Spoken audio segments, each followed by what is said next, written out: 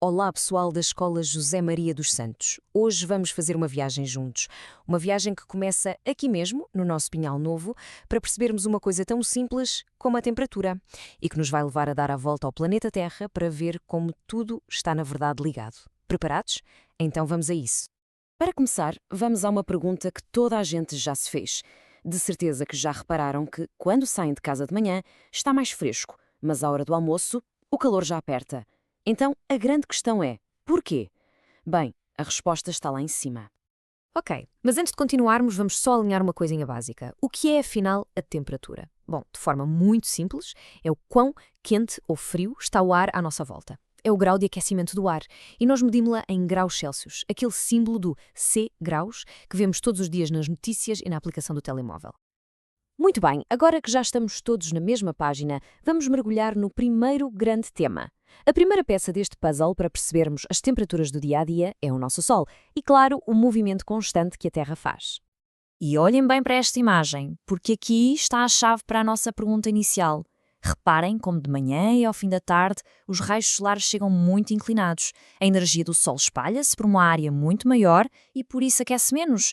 Mas, ao meio-dia, eles vêm quase a pique, super concentrados numa área mais pequena. E mais energia concentrada significa, claro, mais aquecimento. É tão simples quanto isto.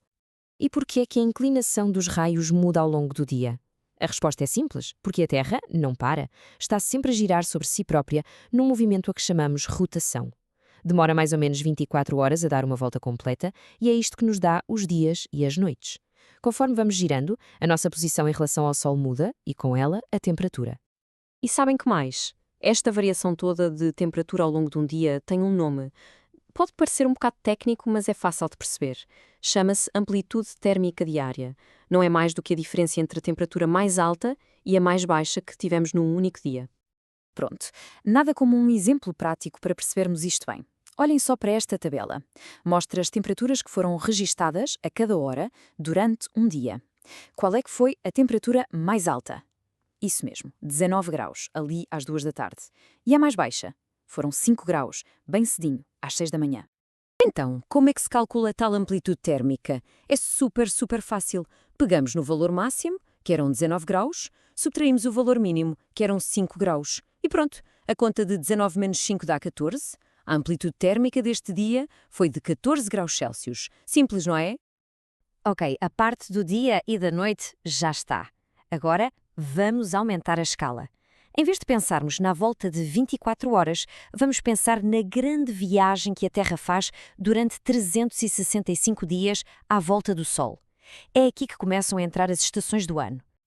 Esta imagem é ótima para percebermos porque é que temos estações. Muita gente pensa, e é um erro bastante comum, que as estações existem porque a Terra ora está mais perto, ora mais longe do Sol, mas não é nada disso. O verdadeiro segredo está na inclinação do eixo da Terra. O nosso planeta está, como podem ver, inclinado, e enquanto dá a sua volta ao Sol, a que chamamos movimento de translação, ora é o hemisfério norte que recebe os raios mais diretamente, e temos o verão, ora é o hemisfério sul, e para nós é inverno. E esta grande viagem anual tem 4 paragens principais. Começamos em dezembro, com o solstício, que marca o início do nosso inverno. Depois, em março, temos o equinócio, que traz a primavera. Em junho, chega o solstício de verão, com o dia mais longo do ano. E, finalmente, em setembro, o equinócio do outono fecha o ciclo. Este ritmo que comanda a natureza durante todo o ano. Já vimos o ciclo do dia e o ciclo do ano. Mas por que é que, mesmo num dia de verão, a temperatura não é igual em todo o lado em Portugal? Vamos agora focar-nos em fatores mais locais que moldam o clima aqui mais perto de nós.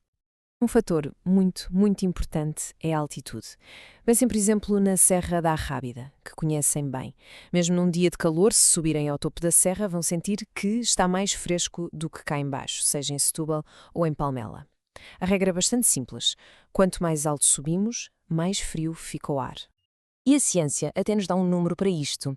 Em média, por cada 100 metros que subimos em altitude, a temperatura do ar desce cerca de 0,65 graus Celsius. Para quem gosta dos termos técnicos, a isto chama-se gradiente térmico vertical. E há outro fator gigante, especialmente para nós em Portugal: o mar. Pensem no Oceano Atlântico como um enorme regulador de temperatura, quase como um ar-condicionado natural. Porquê? Porque a água demora muito mais tempo a aquecer, mas também a arrefecer do que a terra. E esta influência do mar cria uma diferença brutal entre a costa e o interior. Vejamos o exemplo de Sesimbra, ali junto ao mar.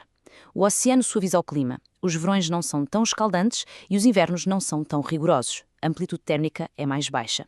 Mas se formos para o interior, para uma cidade como Évora, longe deste efeito do mar, a história é outra.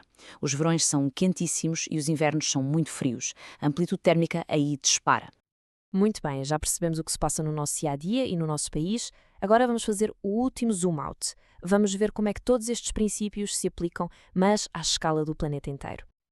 O nosso planeta divide-se em 3 grandes zonas climáticas, que são definidas pela latitude. Primeiro, temos a zona quente, ali à volta do Equador, onde os raios solares batem de forma muito direta o ano todo.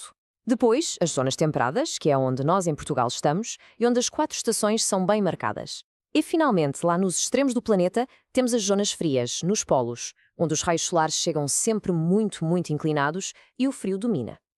E estes 2 mapas são a prova de que a inclinação da Terra manda nisto tudo. Reparem bem, no mapa de julho, vejam as cores quentes, os laranjas e vermelhos, a dominar o hemisfério norte. É o nosso verão. Agora olhem para o hemisfério sul. Está bem mais frio. Passemos para o mapa de janeiro e o cenário inverte-se completamente. O calor desceu para o hemisfério sul. E para isto nunca mais se esquecerem, pensem assim: quando nós, em Portugal, estamos na praia a aproveitar o verão, no Brasil, que está no hemisfério sul, eles estão no inverno deles. É uma consequência direta e muito simples da inclinação do nosso planeta. E agora, para terminar, umas curiosidades sobre extremos. A temperatura mais alta alguma vez registada na Terra foi de, atenção, 56,7 graus Celsius. Foi no Vale da Morte, nos Estados Unidos. Imaginem só o que é sentir um calor destes. É verdadeiramente brutal. E no extremo oposto, o sítio mais frio de que há registro.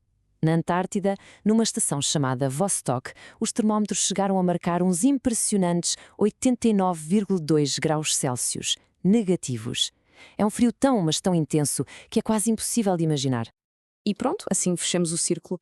Começámos com uma pergunta simples sobre o calor ao meio-dia em Palmela e acabámos por viajar até aos lugares mais quentes e frios do mundo.